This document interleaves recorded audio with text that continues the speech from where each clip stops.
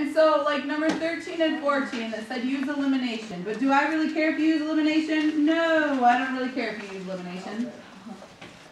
At all. I don't care which system you use, just like I didn't care when we were in that chapter.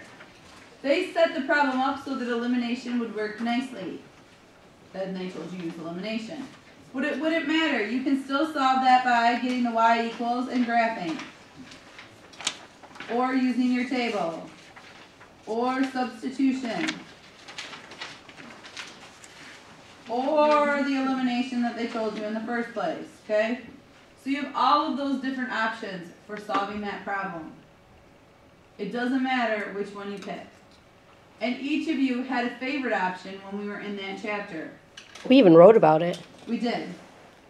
So, all I would like to say is this. If you were to have used elimination, I would look at the thing and I would say, okay, I could pretty easily multiply the 3 by a negative 3, and my 9 and negative 9 would drop out. So I'm going to do that.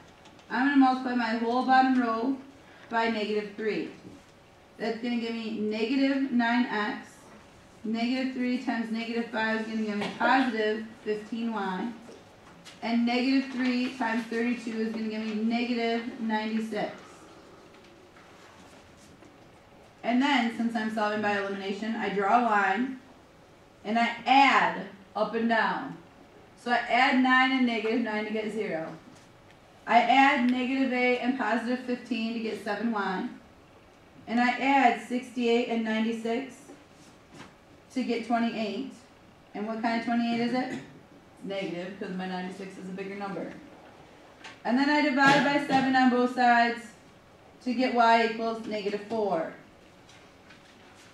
I can take my negative 4 then and plug it into either this equation or that equation to find my x value. Or I can hope that it's multiple choice and it will just have one like that down there, like 14 does. And since my y's are not all the same, I'm better off. I can guess from there. When would something have no solution? If the line's never what?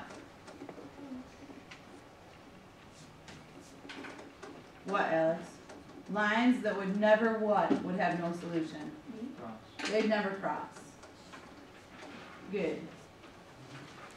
Okay, and then the very last one, because I just remembered it was on there, is 32. So everybody look at 32 for 1 minute. And then we are going to do something else. 32.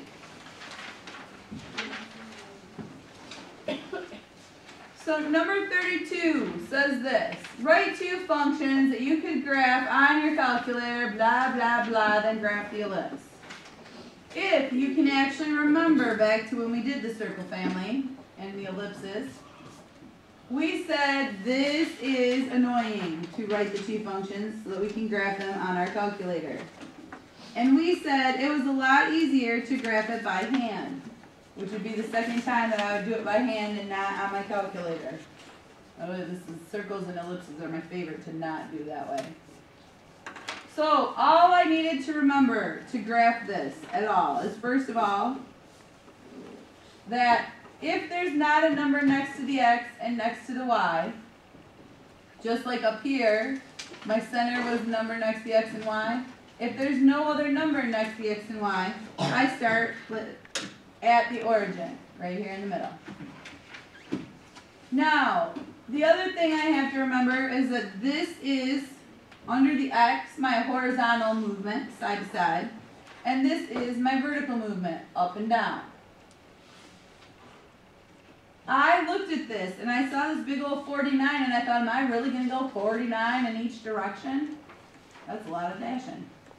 And then I realized that in my notes, I had x over 7 squared like that. And here, they actually squared my 7 and left it without the square guy under it, or next to it. So, if you don't have a squared that takes up the whole thing like this, then really this is the squared of that value. So I can square root this and square root this. And really I would think of that only because that 49 is a great big number and I don't want to dash it. Okay? If you get some big huge number that you're thinking, I'm not doing that, then I would look at that and try to take the square root of it. If it's a good perfect square number, you know you're good to go. So you would just have to go over 7 this way,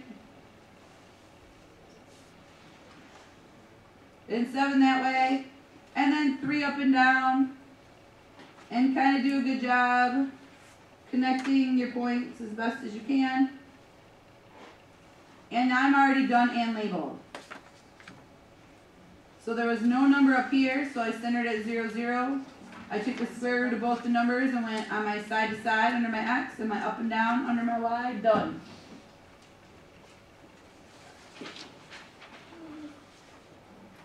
Questions? Alright, that concludes then our